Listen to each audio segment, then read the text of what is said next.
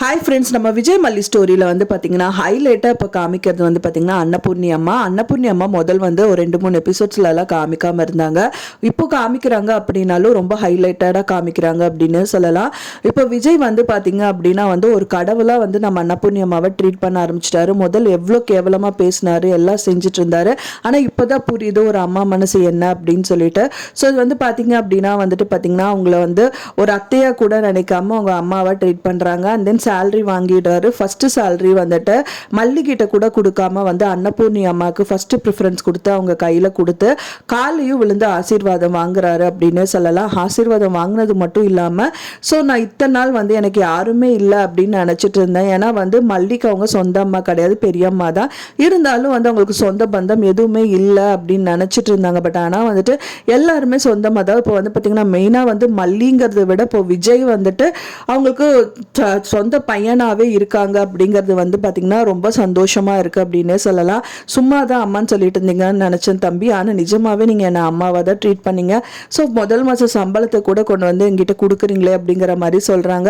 அது மட்டும் இல்லாமல் அது சாமிகிட்ட வச்சு சாமிக்கு பூஜை பண்ணிவிட்டு அண்ட் தென் வந்து பார்த்திங்கன்னா திருநூரை வந்துட்டு விஜய்க்கும் அண்ட் தென் வெண்பாக்கும் வச்சு விட்றாங்க.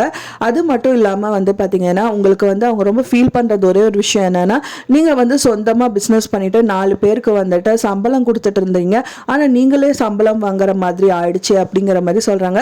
ஸோ இதுவும் கடந்து போகும் அப்படிங்கிற மாதிரி தான் வந்துட்டு அவங்க வந்து நினைக்கிறாங்க. ஸோ அதனால எல்லாமே வந்து ஸ்மூத்தாக முடியும் அப்படின்னு தான் நினைக்கிறாங்க. ஆனால் மல்லி வந்து பார்த்திங்கன்னா திரும்பவும் ராஜிக்கிட்ட மாட்டிக்கிட்டாங்க. ராஜி திரும்பவும் எபிசோட்ஸில் வந்துட்டு அவங்க கண்ணில் வந்து தென்படுற மாதிரியே வந்து விஷயங்கள் எல்லாமே காமிச்சிட்டு இருக்காங்க. இப்போ வந்து பார்த்திங்கன்னா ஃபுட் டெலிவரியில் கூட வந்துட்டு ராஜியோட கண்ணில் பட்டுறாங்க.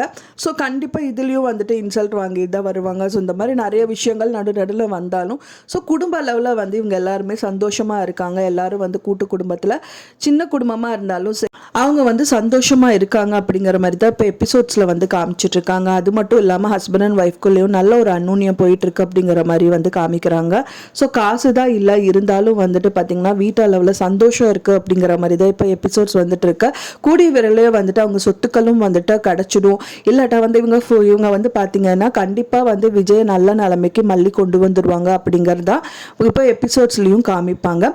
ஸோ வெயிட் பண்ணி பார்க்கலாம் ஃப்ரெண்ட்ஸ் எப்படி நடக்குது அப்படின்னு சொல்லிட்டு. நீங்கள் என்ன நினைக்கிறீங்க அப்படின்னு சொல்லிட்டு உங்களோட கருத்துக்களை எனக்கு மறக்காம கமெண்ட்ல ஷேர் பண்ணுங்க. நான் சொன்ன இந்த தகவல் உங்களுக்கு பிடிச்சிருக்கும்னு நினைக்கிறேன் ஃப்ரெண்ட்ஸ். பிடிச்சிருந்தா மறக்காம லைக் பண்ணுங்க, ஷேர் பண்ணுங்க, கமெண்ட் பண்ணுங்க, சப்ஸ்கிரைப் பண்ணுங்க. மேலும் இன்னொரு மல்லி சீரியல் அப்டேட்டோட நெக்ஸ்ட் மீட் பண்றேன். தேங்க்ஸ் ஃபார் வாட்சிங் மை வீடியோ ஃப்ரெண்ட்ஸ். நெக்ஸ்ட் வீடியோல பார்க்கலாம்.